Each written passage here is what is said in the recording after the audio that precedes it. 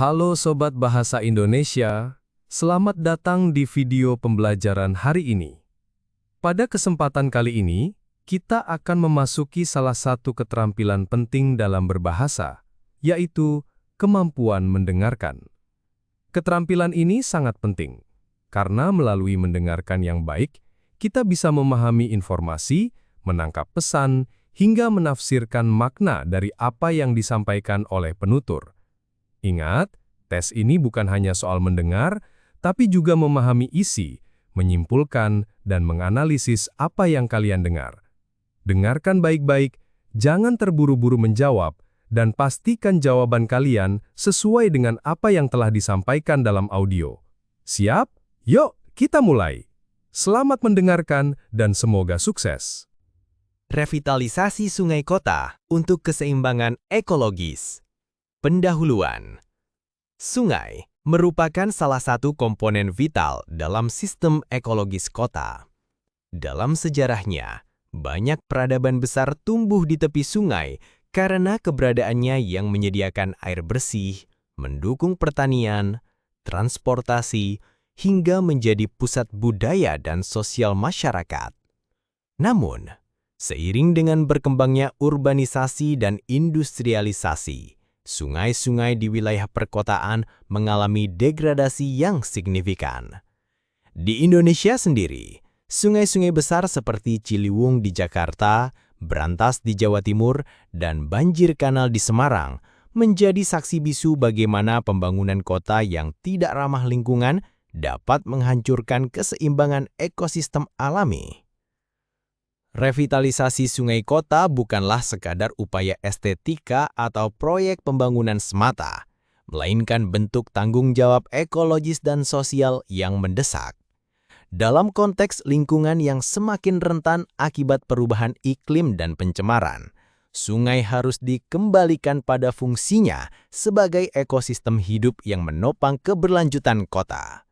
Oleh karena itu, revitalisasi sungai kota menjadi langkah strategis dalam mewujudkan keseimbangan ekologis, mencegah bencana, serta menciptakan ruang hidup yang lebih sehat dan harmonis.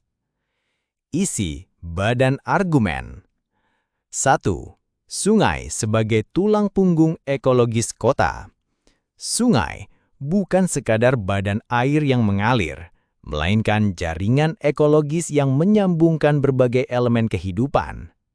Sungai mendistribusikan air bersih ke berbagai wilayah, menjadi habitat bagi berbagai spesies flora dan fauna, serta memainkan peran penting dalam siklus hidrologi.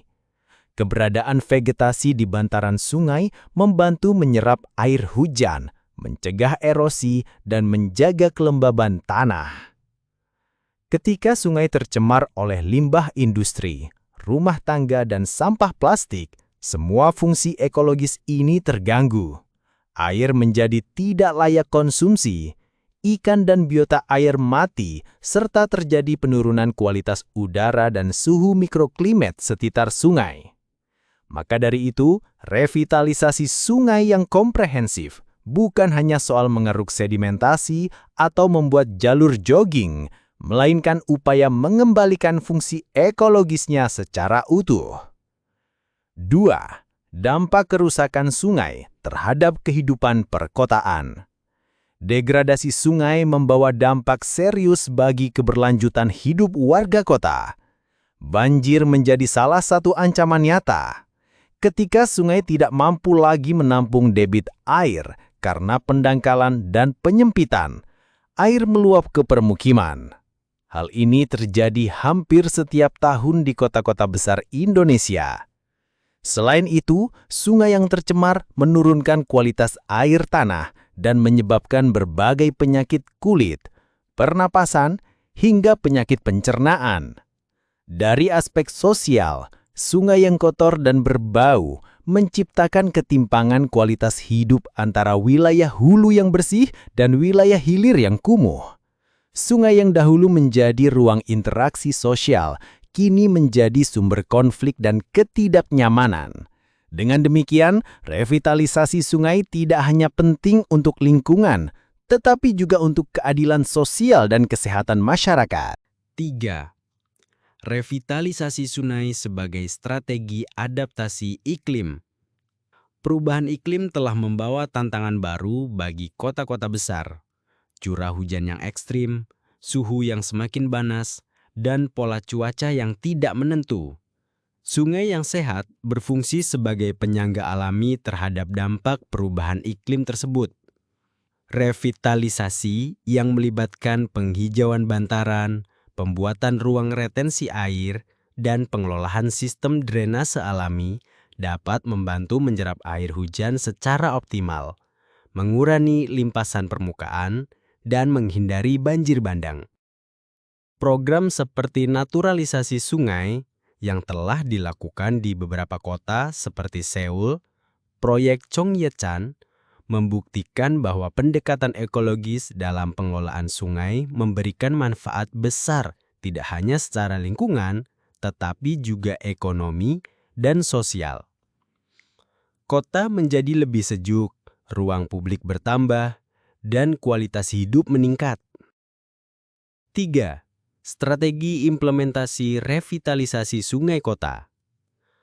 Untuk mewujudkan revitalisasi sungai yang efektif, dibutuhkan pendekatan lintas sektor dan kolaboratif. Pemerintah tidak bisa bekerja sendiri, dibutuhkan keterlibatan masyarakat, swasta, akademisi, dan komunitas lokal. Beberapa strategi yang bisa diadopsi antara lain, pemetaan sungai secara menyeluruh, melalui citra satelit, drone, dan pengukuran lapangan untuk memahami kondisi aktual sungai dan zona yang paling kritis. Restorasi vegetasi bantaran, menanam pohon lokal, semak, dan tanaman air yang bisa menyerap limbah secara alami. Pengendalian sumber pencemaran, mengatur limbah industri dan rumah tangga dengan sistem pengolahan terpadu dan sanksi hukum yang tegas. Edukasi dan partisipasi publik, melibatkan sekolah, komunitas, dan tokoh masyarakat dalam kegiatan bersih sungai, adopsi sungai, dan kampanye anti sampah. Desain ulang infrastruktur perkotaan, mengurangi ketergantungan pada betonisasi, memperluas ruang hijau, dan mengintegrasikan jalur air dalam tata kota secara holistik.